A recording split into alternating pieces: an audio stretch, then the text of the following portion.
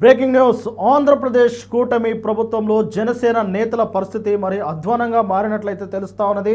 ముఖ్యంగా టీడీపీ ఇన్ఛార్జీలు, టీడీపీ ఎమ్మెల్యేలదే పెత్తనంగా కనిపిస్తూ ఉన్నది.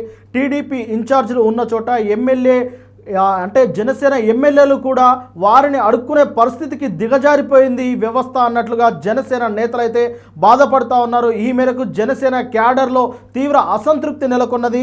పవన్ కళ్యాణ్ మాటలపైన కూడా చాలామంది అసంతృప్తి వ్యక్తం చేస్తున్నట్టు చాలా క్లియర్గా అర్థమవుతా ఉన్నది. ఈ నేపథ్యంలో మరొక 15 సంవత్సరాలు కూటమిగానే ఉంటామన్న జనసేనాని మాటలు వింటున్న జనసేన సైనికులు, జనసేన ఎమ్మెల్యేలు ఒక రకంగా భయాందోళనలు చెందుతున్నట్లు ఇప్పుడు తెలుస్తూ ఉన్నది. దీనికి సంబంధించిన కథనాలు సోషల్ మీడియాలో పుంకాలుగా వస్తూ ఉన్నాయి. దీనిపైన జనసేన సైనికులు, జనసేన కార్యకర్తలు తీవ్రమైన ఆందోళనలు వ్యక్తం చేస్తూ ఉన్నారు. టీడీపీ నేతలు అడుగడుగున అణచివేస్తూ ఉంటే, టీడీపీ ఎమ్మెల్యేలు అడుగడుగున అణచివేస్తూ ఉంటే జనసేన నేతలు మాత్రం ఎందుకు మౌనం పాటిస్తున్నారు? జనసేన అధ్యక్షుడు డిప్యూటీ సీఎం పవన్ కళ్యాణ్ మాత్రం ఎందుకు ఇంత మౌనం పాటిస్తున్నారు? ఎందుకు మౌన దీక్ష పూనుకున్నారన్న అనుమానాలు అయితే చాలామందిలో కలుగుతూ ఉన్నాయి. విశ్లేషకులు సైతం అదే ధోరణిలో వ్యాఖ్యానిస్తూ ఉన్నారు. జనసేన తన క్యాడర్ను బలపరుచుకోవాల్సిన ఆవశ్యకత ఎంతైనా ఉన్నది. ఇలాంటి సందర్భంలో జనసేన మౌనం అనేది పార్టీకి అంత మంచిది కాదు. ఒకవైపు టీడీపీ ప్రభుత్వం టీడీపీ తమ పార్టీ అభ్యర్థిగా, తమ పార్టీ అధినేతగా నారా లోకేష్ను ఆయనను ముందుకు తీసుకొచ్చి ఆయననే పోర్ట్రేట్ చేస్తూ ఉన్నారు.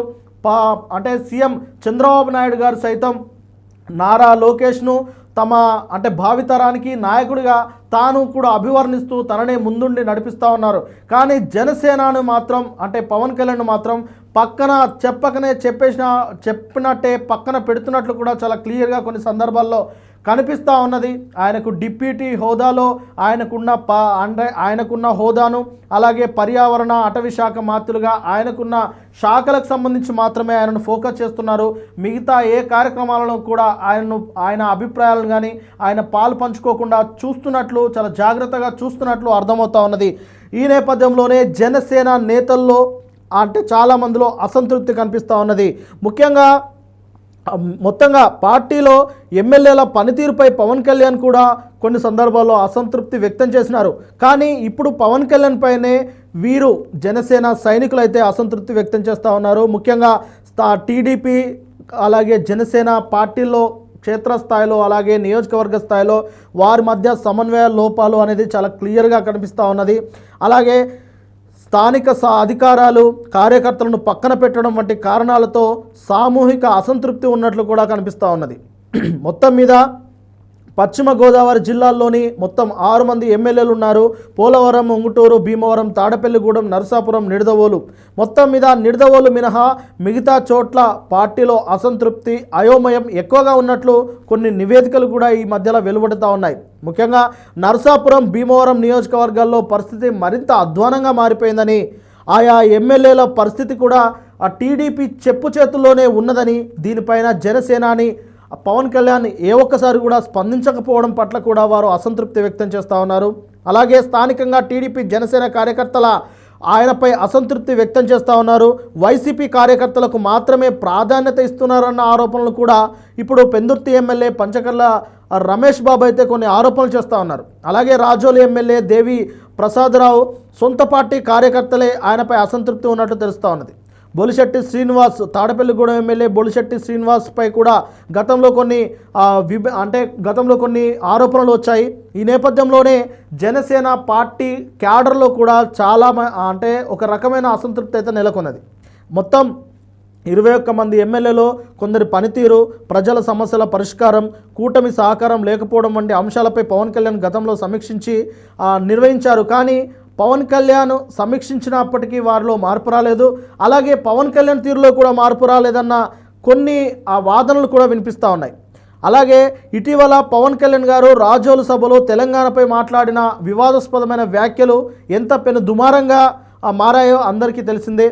ముఖ్యంగా తెలంగాణలోని కాంగ్రెస్ నాయకులైన, ఎమ్మెల్యేలైన, అటు బీఆర్ఎస్ మూకుమ్మడిగా పార్టీలకు అతీతంగా తెలంగాణ ప్రాంతాన్ని పవన్ కళ్యాణ్ దృష్టికోణంతో కించపరిచి మాట్లాడారు తెలంగాణ నాయకులపై అన్నట్లు పార్టీలకు అతీతంగా ఇక్కడ పవన్ కళ్యాణ్పై విరుచుకుపడ్డారు. కానీ పరిస్థితులు ఆంధ్రప్రదేశ్ వైపు చూస్తే ఆంధ్రప్రదేశ్ వైపు జనసేన పార్టీ మాత్రమే పవన్ కళ్యాణ్ మాటలను వక్రీకరిస్తున్నారు అన్నట్లు ఒక పత్రిక అంటే ఒక ప్రకటన విడుదల చేసింది.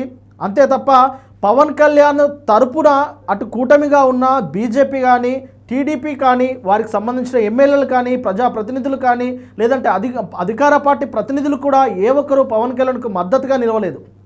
పవన్ కళ్యాణ్ మాటలకు ఆయన సంజాయిషి చెప్పుకోవాల్సిన పరిస్థితి వచ్చింది తప్ప పవన్ కళ్యాణ్ అనే వ్యక్తి తెలంగాణ వాదులను తెలంగాణ నాయకులను కించపరిచేలా మాట్లాడలేదు. ఆయన కేవలం ఒక వ్యవహార శైలిలో అలా మాట్లాడిందే తప్ప ఆయన నిజంగా ఆ ఉద్దేశం లేదు. పవన్ కళ్యాణ్ ఏంటో తెలంగాణ ప్రజలకు బాగా తెలుసు అని ఏ ఒక్క టీడీపీ నాయకుడు కానీ ఏ ఒక్క బీజేపీ నాయకులు కానీ చెప్పలేని పరిస్థితి అక్కడ వచ్చిందంటే జనసేన పార్టీని ఎంత ఒంటరిగా చేస్తున్నారో పవన్ కళ్యాణ్ని ఎంత ఒంటరిగా చేస్తున్నారో అనేది ఇప్పటికైనా పవన్ కళ్యాణ్ గుర్తించారా లేదా అనేది జనసేన పార్టీలో అంతర్గతంగా జరుగుతున్న ఒక చర్చ. రానున్న 15 సంవత్సరాలు కూటమియే అధికారంలో ఉంటుంది, కూటమిగానే జనసేన ఉంటుంది అన్నట్టు ఆయన పలుమార్లు సభల్లో చెబుతూ ఉన్నారు.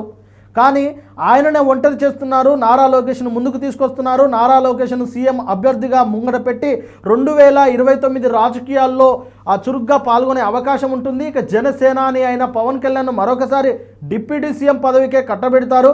ఆయన డిప్యూటీ సీఎం పదవిని చేపట్టడానికే రాజకీయాల్లోకి వచ్చారా, పార్టీ పెట్టారా, రాజకీయ పార్టీ పెట్టారా అన్న విమర్శలు కూడా వెల్లువెత్తుతున్నాయి. అయినప్పటికీ వాటి పట్ల ఏ ఒక్కసారి కూడా పవన్ కళ్యాణ్ మాట్లాడలేరు. అంతేకాకుండా బహిరంగంగా కాకుండా కార్యకర్తలతో కూడా ఎక్కడ మాట్లాడిన దాఖలాలు అయితే కనిపించట్లేదు. అందుకనే కార్యకర్తల్లో ఆ అసంతృప్తి అనేది చాలా క్లియర్గా కనిపిస్తూ ఉన్నది.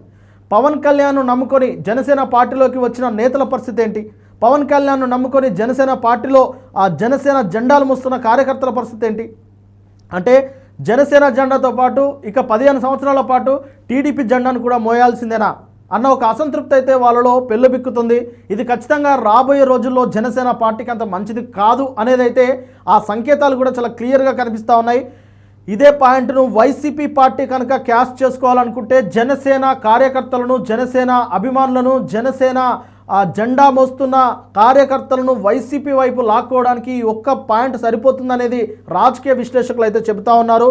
దీన్ని దృష్టిలో పెట్టుకొని జనసేనాని వ్యూహాత్మకమైన అంటే ముందు చూపు రాజకీయాలు చేస్తే తప్ప జనసేన పార్టీకి ఆంధ్రప్రదేశ్లో మనుగడ ఉండదు అనేది రాజకీయ విశ్లేషకులు అయితే హెచ్చరిస్తూ ఉన్నారు.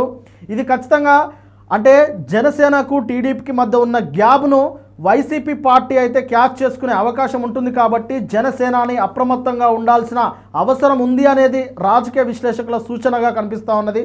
చూడాలి మరి ఇప్పటికైనా పవన్ కళ్యాణ్ తన ధోరణిని మార్చుకొని పవన్ కళ్యాణ్ తన పార్టీని మెజారిటీగా అలాగే పార్టీకి సంబంధించిన క్యాడర్ను బలోపేతం చేసుకోవడానికి ఆయన పాటుపడతారా, లేదంటే టీడీపీ చాటునే ఆయన ఉంటారా, టీడీపీ పంచనే ఆయన ఉంటారా అన్న కొన్ని వాదనలు కూడా వినిపిస్తూ ఉన్నాయి. చూడాలి మరి పవన్ కళ్యాణ్ గారి నిర్ణయం ఎలా ఉండబోతుందో. ఈ పవన్ కళ్యాణ్ గారు అలాగే ఈ జనసేన పార్టీ ఎమ్మెల్యేల అసంతృప్తిని, కార్యకర్తల అసంతృప్తిని, కీలక నేతల అసంతృప్తిని ఎలా ఆయన అధిగమించి పార్టీని నిలబెట్టుకుంటారు అనేది అయితే ఇప్పుడు ఆసక్తికరంగా మారింది.